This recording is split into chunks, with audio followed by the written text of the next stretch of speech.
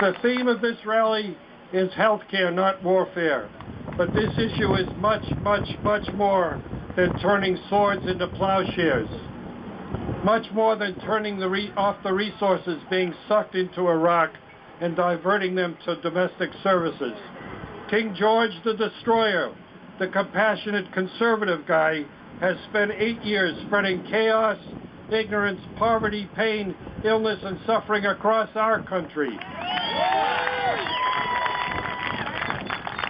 Now, I'm supposed to talk about health care, but first I want to bring up something that we should all be very cognizant of. We have an evolving economic crisis, a collapse, which will soon be upon us. What is good for Wall Street is horrible for Main Street. Bailing out the banks, the tax cuts for the super rich, paying for the war means printing money, inflation, and a falling value for the dollar. Our country is economically broken. The United States the gap between the rich and the poor is greater now than it has been any time in the last century in this country. Our standard of living is in for a big tumble. I bet you that this catastrophe will create more anger than the war itself and the collapse of the healthcare system combined. After paying greatly inflated prices for rent, gas, and food, only the fortunate few will have the money to pay their insurance premiums, co-payments, and deductibles. This will be King George's greatest contribution to America's rising level of illness.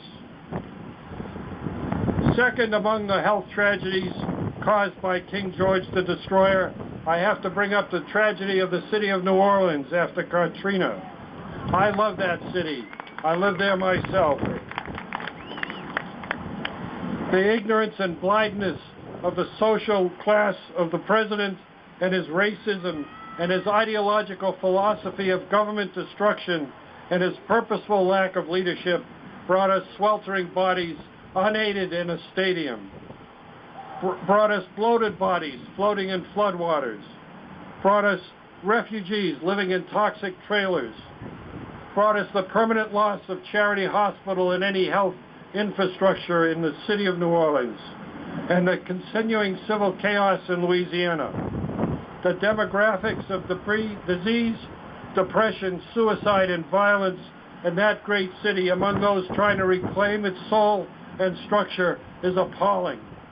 All of this could have been mitigated.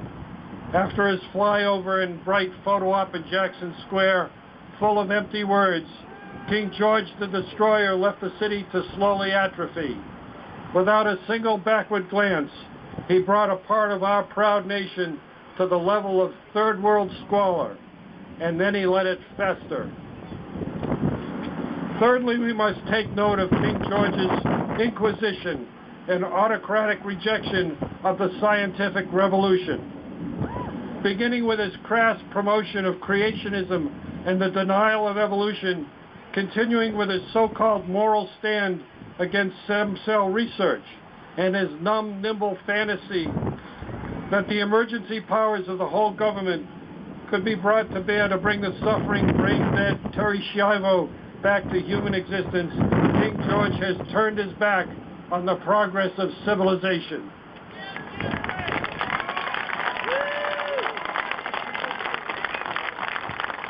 He used the same autocratic and arbitrary power to gag and censor the scientific agencies throughout our government. He has censored Dr. Carmona, the former Surgeon General, Director Jim Hansen of NASA, specifically over the issues of climate change and global warming. Recently, King George's castrated EPA defied the state of California and explicit court directives to delay and avoid the government's responsibility to improve the regulation of carbon dioxide and atmospheric pollution. Just this week, King George the Destroyer personally and dictatorially intervened with the EPA scientists to push back ozone standards. Tragically, we have lost the world's respect in 8 years in our uphill battle against the cataclysm to come of global warming. His effects on science and medical research and training have been nothing short of devastating. Do you know that the former dean of UCS Medical School has moved from San Diego to Singapore to do his research? I would also tell you that the unfettered power of the pharmacy industry and the castrated Food and Drug Administration leave me as a practicing physician unable to trust the safety of the medicines I prescribe to you and the reliability of the research that I read. Just in the last month, we've had over 30 people killed in the United States from heparin, which has come in contaminated and unassessed and unwatched over by the Food and Drug Administration. Finally, I must point out that King George the Destroyer has fiercely struggled to destroy your understanding of the beneficial public health policy. Year after year, his economic report of the president has compared health insurance to car insurance and declared that common medical and preventive services and health insurance is like trips to the car wash in your car insurance. His economic advisors ignore all the evidence of the past 30 years of expensive and inefficient failure to promote the ideologies of private for-profit medicine, personal responsibility, and the free market, and they try to trash effective government programs. Do you know that the corporate for-profit health insurance industry skims $500 billion a year out of health insurance premiums for their own profit and administration?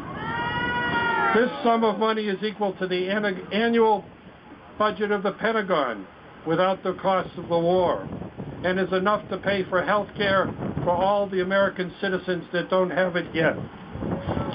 In this time, this week, this year, there are 47 million Americans without health insurance, a number which has gone up by 7 million since George Bush went into office.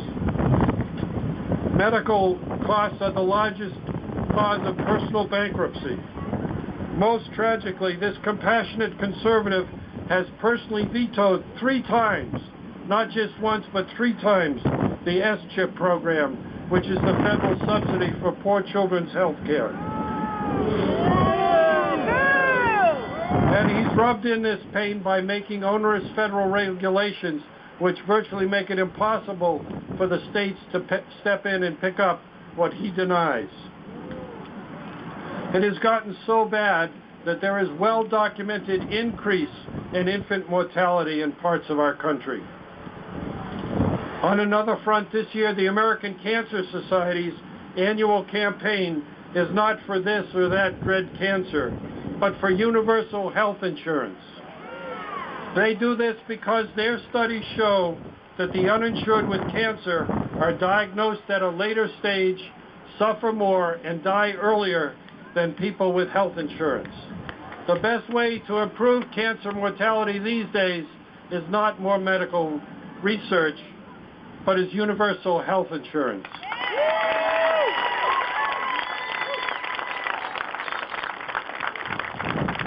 The word is out. Don't get sick in King George's America. Please join me not only in fighting to stop the war, but also working to overcome the apathy at home and join the fight for single-payer universal health care.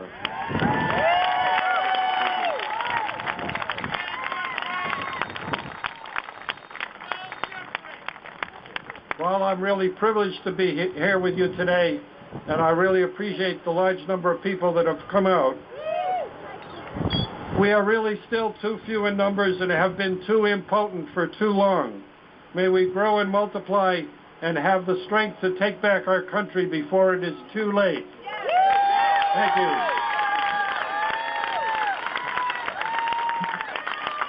Dr. Jeff Gordon of Ocean Beach.